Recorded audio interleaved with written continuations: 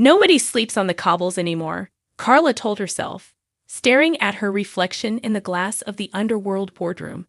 The woman who gazed back had steel in her cheekbones and an exhaustion that lipstick couldn't hide. She ran a hand over the scar that still puckered faintly at her temple. The memory of being struck months earlier tucked under skin like a splinter. Underworld hummed around her. Sewing machines like a chorus, the familiar thud of bodies in motion. But Carla could feel that current she'd learned to trust. Danger. It smelled like oil and coffee, and the iron tang of fear. It began with a spreadsheet. Innocuous, neat, a list of suppliers that should have meant nothing more than numbers and terms. When Carla opened it on a Thursday morning, the bottom line flashed crimson. A deficit. Not a small discrepancy. A hole big enough to sink the factory if it stayed hidden. Someone had been shaving margins, backdating invoices, moving raw material costs into impossible places. Carla's first instinct was not to panic. She was a survivor, not a frantic woman. She called Ryan into her office. "Show me everything," she said, from the start of the last quarter. Ryan, young and loyal in a way that made Carla's chest both ache and swell, flicked through the files. He frowned. "This isn't just sloppy accounting. There are payments to an offshore account."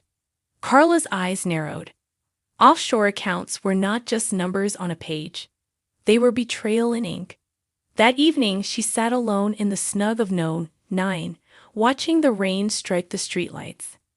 The world of Coronation Street was small enough that enemies and allies shared the same bar. Her phone buzzed. It was a message from Peter. "Meeting cancelled. Family emergency. Be careful." A casual sign-off, a perfection of normality that scraped at Carla's spine. She sent him a thumbs-up emoji and then deleted the thread.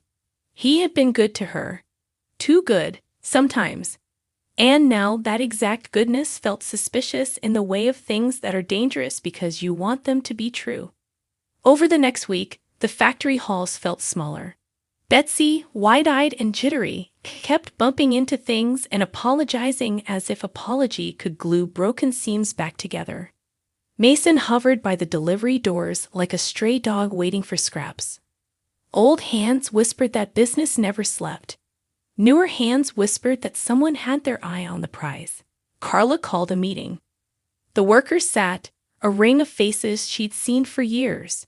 Toya with her quick smile, the twins with their easy banter, Vicky with an expression that said she had a bombshell in reserve. Carla stood at the head of the table. "We've got a leak," she said plainly. "Someone's siphoning money from Underworld. If it continues, we close the doors." Shock rippled through the room. Betsy started to cry, then stopped. The rage of the betrayed took her instead. "Who would do that to us?" she asked, voice jagged. Carla told them nothing more. She couldn't afford to. The business jaws of the outside world chewed up gossip and spat it out into ruin if she let it. But at night, when she put her head to the pillow and the house settled into the hush that follows the last show of a day, the thought that someone within her family could be the traitor twisted like a knife. There was an argument, the kind soap operas breed like rabbits. A shipment arrived that everyone swore they'd accounted for. A batch of fabric that vanished into thin air. Carla cornered Ryan in the stockroom, eyes bright and accusing. "Tell me the truth," she said.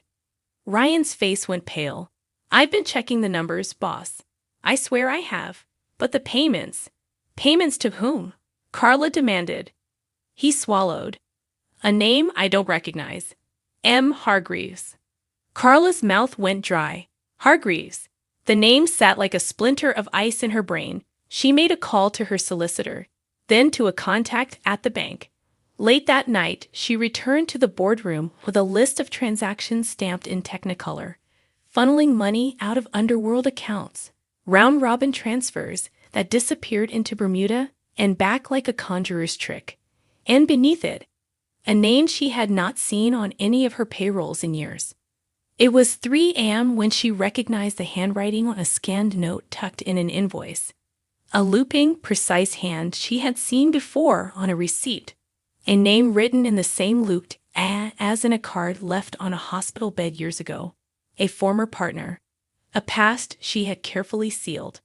Carla's hands trembled not from fear, but from a rage so hot it made her stomach fold. She'd known that people kept score. She'd also known they made ambitious plans. She had not imagined someone would plant a mine in the floor of her factory. She decided to confront. The person she suspected had the perfect motive. A man whose debts were a constellation of bad decisions. A man who had smiled at her and called her the spark that made life worth the burning.